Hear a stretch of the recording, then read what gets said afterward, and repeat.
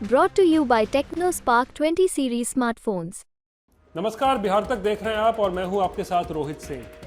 तो आखिरकार काफ़ी रस्सा कशी और पेच फंसने के बाद बिहार महागठबंधन में आज सीटों का बंटवारा हो गया और इसका जो है आधिकारिक ऐलान भी जो है आज कर दिया गया है। और अगर हम संख्या के बल पर जाएं तो आरजेडी जो है वो सबसे ज़्यादा 26 सीटों पर चुनाव लड़ने जा रही है। उसके बाद कांग्रेस को 9 सीटें लड़ने के लिए दी गई हैं।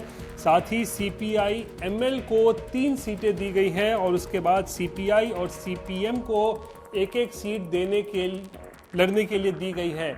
लेकिन ये जो आज सीटों का बंटवारा हुआ है उसमें अगर सबसे बड़ी खबर हम देखें तो सबसे बड़ी खबर है कांग्रेस के लिए कि किस तरीके से आरजेडी सुप्रीमो लालू प्रसाद ने, किस तरीके से तेजस्वी यादव ने और किस तरीके से आरजेडी ने कांग्रेस को कह सकते हैं पूरी तरीके से चकमा दे दिया है और कांग्रेस का खेल खराब कर दिया है। और यहाँ बात हम कर रहे हैं 2 सीटों को लेकर, पूर्णिया और बेगूसराय। दरअसल पूर्णिया सीट को लेकर पिछले कई दिनों से लगातार रस्साकशी देखने को मिल रही थी। पप्पू यादव ने पूर्णिया सीट से चुनाव लड़ने के लिए अपनी पार्टी यानी कि जन अधिकार पार्टी तक का विलय कर दिया था कांग्रेस के साथ और कांग्रेस में वो शामिल भी हो गए थे, सदस्यता भी ग्रहण कर ली थी, क्योंकि उनको शायद ये आश्वासन मिला था लालू प्रसाद से कि पूर्णिया सीट जो है वो कांग्रेस के खाते में ही जाएगी। और इसी कारण से पप्पू यादव ने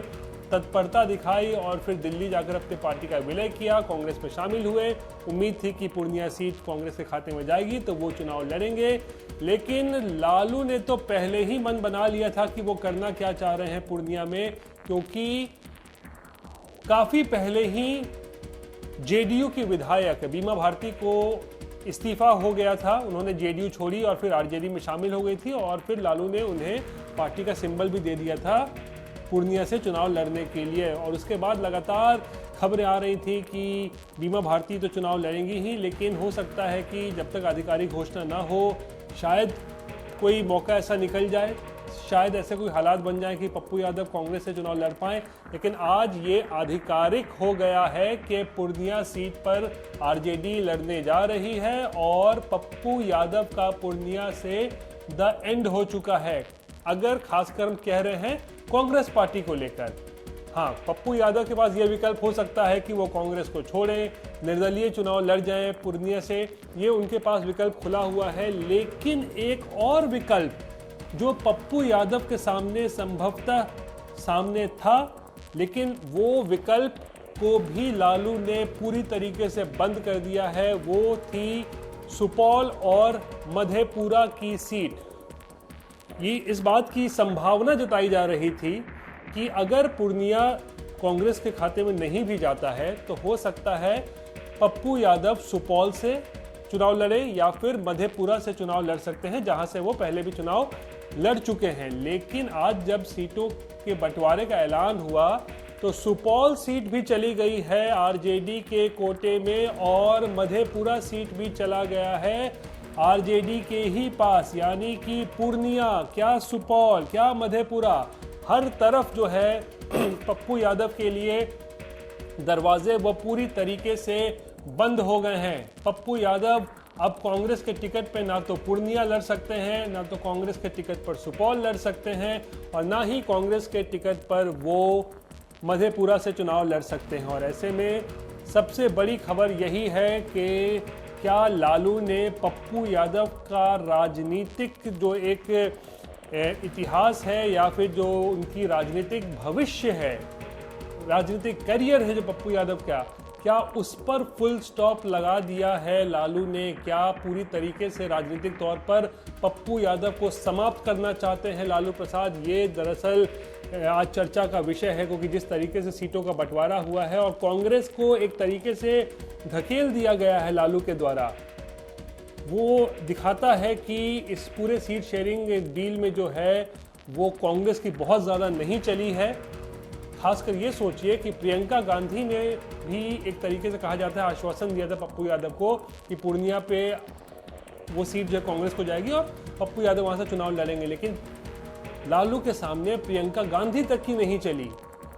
यानी साफ है कि पूरा का पूरा जो सीट शेयरिंग हुआ है, ये बंटवारा हुआ है, वो लालू के ही टर्म्स पे हुआ है। यानी लालू जो चाह रहे थे वैसा ही हुआ है। एक तरीके से कांग्रेस को शुक्रगुजार होना चाहिए कि कम से कम उनको 9 सीटें बिहार में लड़ने के लिए मिल भी गई हैं, वरना लालू तो कम से कम 6 या 7 सीट ही देने की जो है वो एक तरीके से उसमें कोशिश में लगे हुए थे। और दूसरी सीट है बेगूसराय की सीट। यहाँ पे लालू ने तो कोई बड़ा खेल नहीं किया है, लेकिन महागठबंधन के एक अन्य साथी यानी कि सीपीआई ने खेल कर दिया है। कांग्रेस जो है वो बेगूसराय सीट के लिए वो लगी हुई थी कन्हैया कुमार के लिए, लेकिन एक सप्ताह पहले ही खबर आ गई थी सीपीआई की तरफ से कि उन्होंने उम्मीदवार की घोषणा कर दी है अवधेश राय की।